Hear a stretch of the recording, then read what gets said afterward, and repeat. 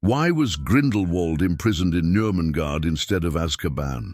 And why didn't he want to escape from there? The famous duel between Dumbledore and Grindelwald holds many secrets and mysteries.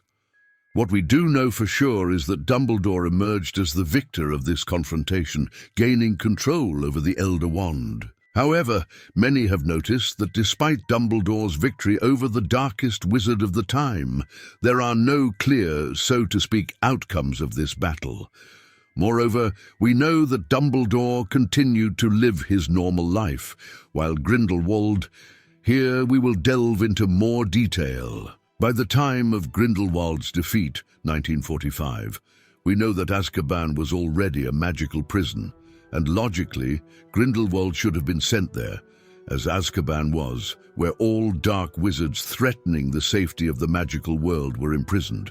But for some reason, Grindelwald was sent to Nurmengard, a fortress he had built specifically for his enemies. It is known that Nurmengard was Grindelwald's sort of headquarters during the times of consolidating his power, making it all the more strange that he was imprisoned in a place he knew better than any other. And the second, no less interesting question is why Grindelwald made no attempt to escape from there. Reminder, Grindelwald spent 53 years in his fortress until Voldemort killed him there.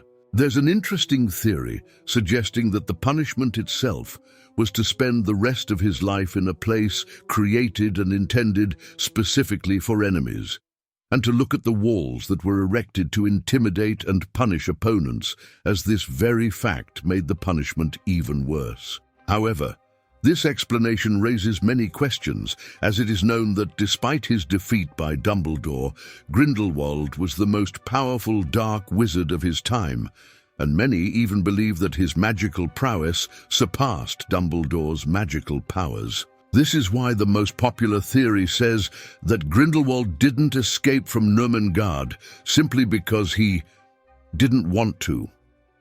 I don't know if you've paid attention to this or not, but Grindelwald had a sense of personal dignity.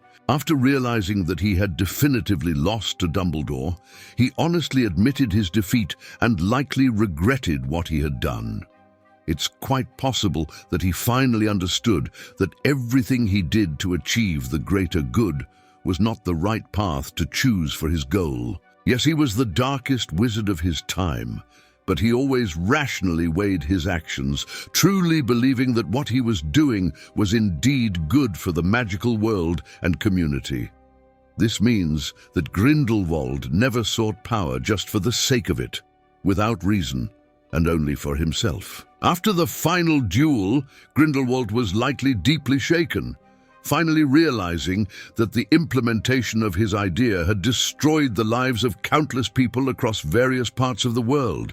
Additionally, let's not forget that Grindelwald was a very proud and unyielding man, but he lost, and this dealt a significant blow to his pride, preventing him from coming to terms with what had happened. Another theory suggests that Grindelwald simply could not physically escape from Nurmengard because the fortress was protected by very powerful spells, and he did not have a magic wand to bypass all the defenses. However, by and large, this is not a very convincing explanation, as it is known that Grindelwald was a very powerful wizard, capable of breaking almost any magical barrier, and if he truly wanted to escape from Nurmengard, he would have done so. In contrast to this theory, there's another suggestion that Gellert Grindelwald, on the contrary, always feared Dumbledore, and therefore did not dare to leave the walls of his prison, as he saw no point in doing so. Incidentally, it's worth speculating that Grindelwald might have once thought that one day he would have to face Dumbledore in a duel, and specifically for his imprisonment in one of the rooms of Nurmengard. He created special protective charms that prevented any wizard from overcoming them. But ironically, he was placed in this very room himself. Agree, when Grindelwald was creating this protection, he could not have imagined that one day he himself would end up in this room. By the way, what do you think about the theory that the decision to replace Azkaban with Nurmengard came from Dumbledore himself? Remembering their past friendship and respecting the power of his opponent, he asked the ministry not to send Grindelwald to Azkaban.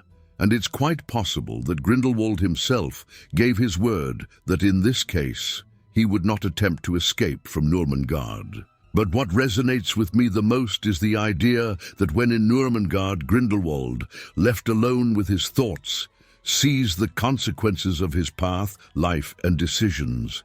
And through all this, he comes to repentance. Unlike Voldemort, Grindelwald is not the pure evil that Tom Riddle Jr. embodies.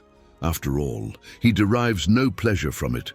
What distinguishes him from Voldemort is also the fact that Grindelwald is a man of honor, and it's quite possible that he acknowledged the truly terrible things he had done in his time, and therefore he decided to honorably face this trial when the time for retribution came. Loved unraveling the mysteries of Hogwarts with us? Subscribe for more magical insights into Harry Potter's universe. Join our community of wizards and witches in exploring every spell and storyline.